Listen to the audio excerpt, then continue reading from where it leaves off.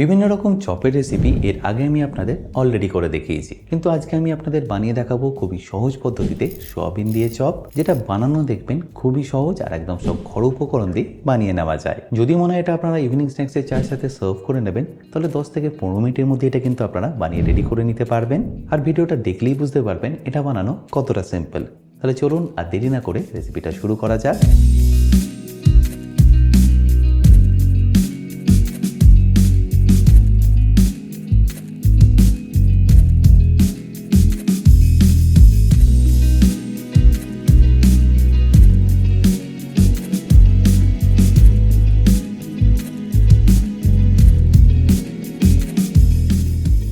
By the way, আমি chef Atanu, আপনারা দেখছেন অতনু রান্নাঘর, আর আজকে আমাদের রেসিপি সোয়াবিনের চপ। তাহলে এই সোয়াবিনের চপ বানানোর জন্য সবার প্রথম আমি এখানে কেটে নেব 4টে আলু।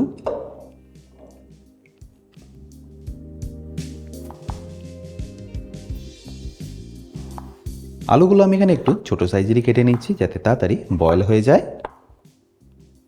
আলু যদি আপনারা আগে থেকে সেদ্ধ করে রাখেন, তাহলে এই স্টেপটা আপনাদের স্কিপ করলেও চলবে। আমি এখানে আলু আর সোয়াবিন একসাথে সেদ্ধ করে নেবো, তাই এখানে আলুটাকে কেটে নিচ্ছি এইভাবে ছোট করে। আর কাটা হয়ে গেলেই ডাইরেক্টলি এটাকে আমি দিয়ে দেবো গরম জলের মধ্যে সেদ্ধ করার জন্য।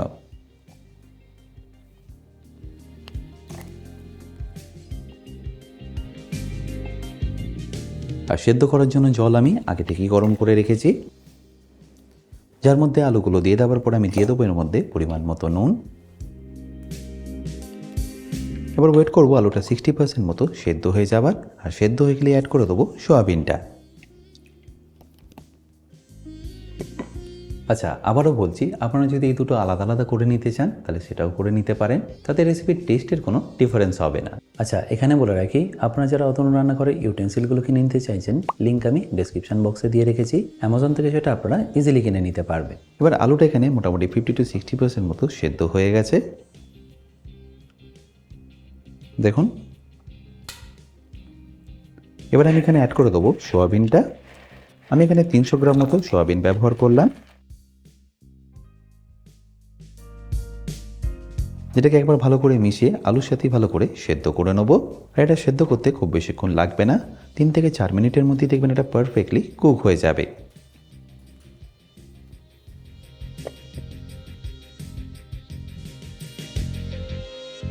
আচ্ছা, এবার দেখুন সোয়াবিনটা এখানে কিন্তু পারফেক্টলি এখন কুক হয়ে গেছে। এবার আমি ওপর থেকে প্রথমে সোয়াবিনটাকে তুলে নিচ্ছি।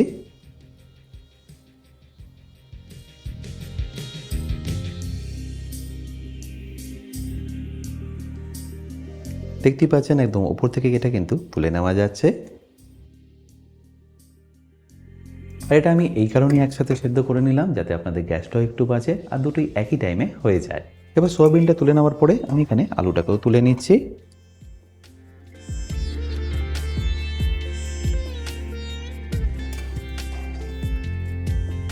আর আলুটা দেখুন আমি গরম অবস্থাতেই ভালো করে ম্যাশ করে নিচ্ছি। এবং হুইক্স বা চামচ দিয়ে এটাকে এইভাবে আপনারা ম্যাশ করে নিতে পারেন। আর এটা গরম থাকা অবস্থাতে করলে দেখবেন খুবই ইজিলি এটা হয়ে যাবে। তাহলে আলুটা দেখতেই পাচ্ছেন পারফেক্টলি এখানে আমার ম্যাশ করা হয়ে গেছে। আর সোয়াবিনটা এখানে একটু ঠান্ডা হয়ে গেলে জলটাকে স্কুইজ করে মিক্সিং জারে এটাকে ভালো করে আমি ক্রাশ করে নেব। এবার এটাকে কোট করার জন্য একটা স্লারি আপনাদের বানিয়ে দেখাচ্ছি। তার জন্য একটা বোলের মধ্যে আমি নিয়ে নিয়েছি 1 কাপ ময়দা, যার মধ্যে আমি মিশিয়ে দেবো 1.5 চামচ কর্নফ্লাওয়ার, সাথে যাবে অল্প একটু চিনি, ওই ধরে নিন হাফ চা চামচ মতো, তারই সাথে যাবে স্বাদ মতো নুন আর অল্প একটু ব্ল্যাক পেপার পাউডার। ব্যাস, তারপর এটাকে ভালো করে একবার মিশিয়ে নিন।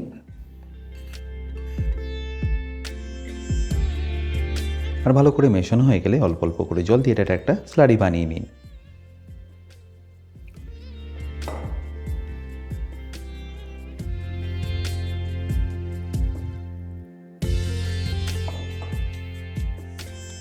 আশা করি নিশ্চয়ই দেখতে পাচ্ছেন এটা কিন্তু এখন অনেকটাই গাঢ় আছে, তাই আমি আরেকটু পাতলা করে নেব।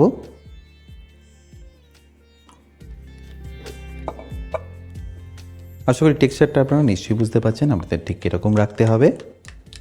আচ্ছা, এবার এটাকে আমি সাইডে রেখে দিচ্ছি পরে ব্যবহার করার জন্য। আচ্ছা, এবার এই মিক্সচারটা বানানোর জন্য আমি এখানে একটা কড়াই নিয়ে গ্যাসটাকে অন করে নিচ্ছি।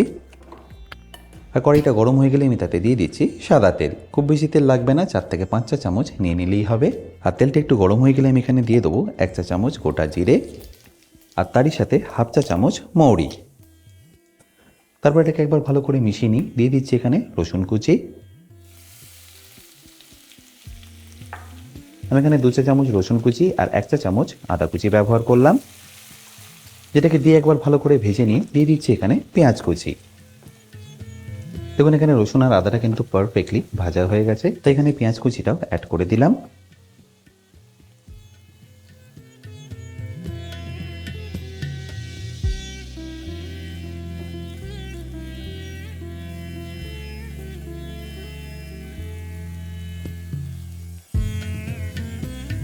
পেঁয়াজটা আপনাদের এখানে একটু লাল লাল হওয়া অবধি কিন্তু ভেজে নিতে হবে, তাহলে দেখবেন টেস্টটা দারুণ সুন্দর আসবে।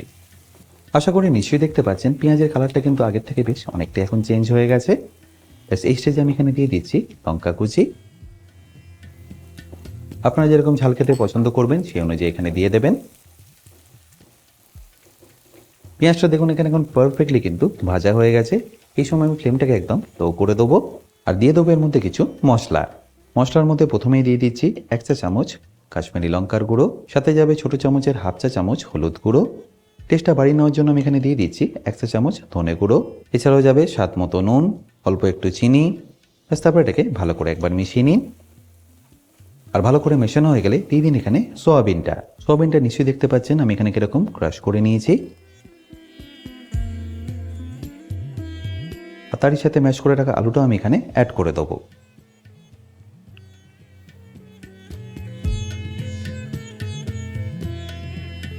ব্যাস এবার একটু বিট নুন, সাথে একটু চাট মশলা আর সামান্য একটু গরম মশলা দিয়ে এটাকে ভালো করে একবার মিক্স করে নিন।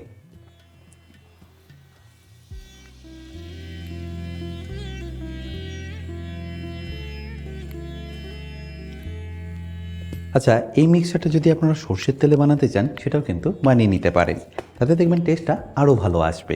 আচ্ছা, মিক্সচারটা এখানে দেখুন কিন্তু এখন পারফেক্টলি রেডি হয়ে এসছে। ব্যাস এবার এর মধ্যে দিয়ে দিতে হবে 2 চা চামচ মতো ছাতু, যাতে পরে মিক্সচারটা থেকে জল ছাড়লো এটা অ্যাবজর্ব করে নেয়। ব্যাস এবার এটাকে ভালো করে মিশিয়ে নিন। ছাতুর জায়গায় আপনারা চাইলে অল্প একটু বেসনও কিন্তু অ্যাড করতে পারেন, বাট ছাতু দিয়ে দিলে দেখবেন টেস্টটা দারুণ সুন্দর আসবে। এটা যখনই পারফেক্টলি রেডি হয়ে যাবে তখন এর মধ্যে দিয়ে দিন অল্প একটু ধনেপাতা। ব্যাস তারপর গ্যাসটাকে বন্ধ করে ফাইনালি মিশিয়ে নিয়ে এটাকে তুলে নিন। তাহলে নিশ্চয়ই দেখতে পেলেন এর মিক্সচারটা বানানো কতটা সিম্পল। ব্যাস এবার এটাকে আমি ঠান্ডা করে গ্রাম করে নেব।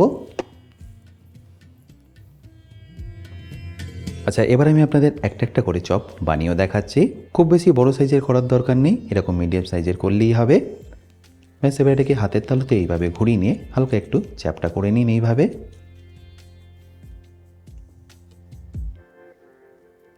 দেখুন, ব্যাস এবার এটাকে আমি ডাইরেক্টলি দিয়ে দেবো ময়দা স্লারির মধ্যে। তারপর এটাকে ময়দা স্লারির মধ্যে একবার চুবিয়ে নিয়ে দিয়ে দিচ্ছি ব্রেড ক্রামের মধ্যে। আমি এখানে প্যাঙ্কো ব্রেড ক্রাম ব্যবহার করলাম, আপনারা চাইলে এখানে কিন্তু বিস্কুটের গুঁড়ো ব্যবহার করতে পারেন। আর আমি এটাকে ডবল কোট করব, তাই এটাকে আবার আমি দিয়ে দিচ্ছি ময়দা স্লারির মধ্যে।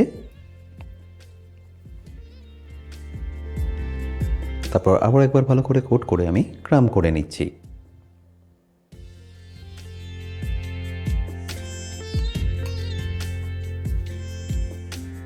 ব্যাস চপ আপনাদের পারফেক্টলি ক্রাম করা হয়ে গেল। এবার এটাকে সেট হওয়ার জন্য আমি 5 থেকে 10 মিনিট একটু সাইডে রেখে দেবো। আপনারা এটাকে ওপেন এয়ারেও রাখতে পারেন বা চাইলে ফ্রিজেও রাখতে পারেন। এবার একইভাবে আমি বাকিগুলো বানিয়ে নিচ্ছি।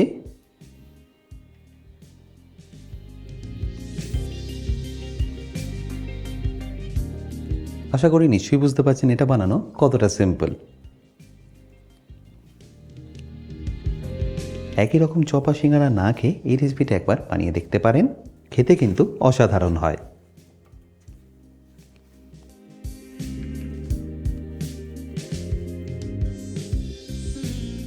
আমি এখানে ডবল কোট করছি বটে, বাট আপনারা চাইলে কিন্তু এটাকে সিঙ্গেল কোটও করে নিতে পারেন।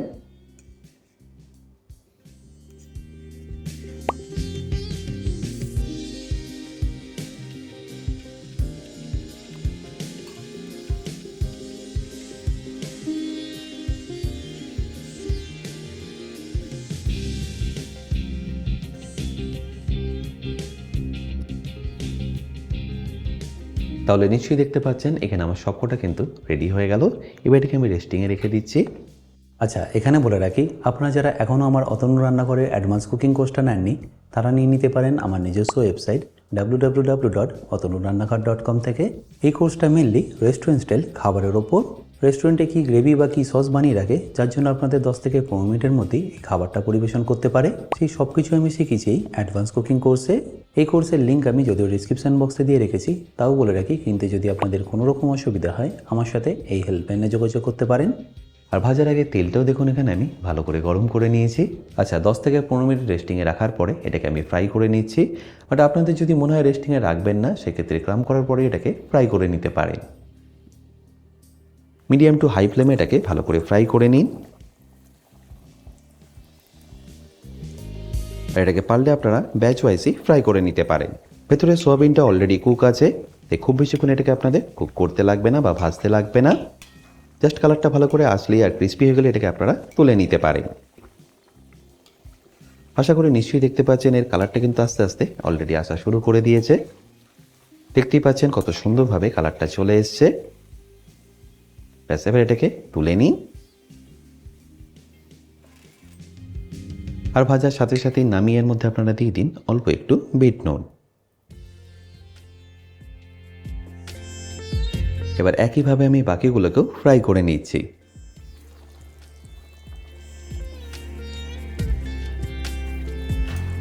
নিশ্চয়ই দেখতে পাচ্ছেন একটাও কিন্তু ফাটছে না, আর প্রত্যেকটা কতটা পারফেক্টলি রেডি হচ্ছে। যে কোনো সন্ধেবেলা বা বৃষ্টির দিনে গরম গরম চায়ের সাথে এটা একবার খেয়ে দেখুন, গ্যারেন্টি দিয়ে বলছি বারবার বানিয়ে খাবেন।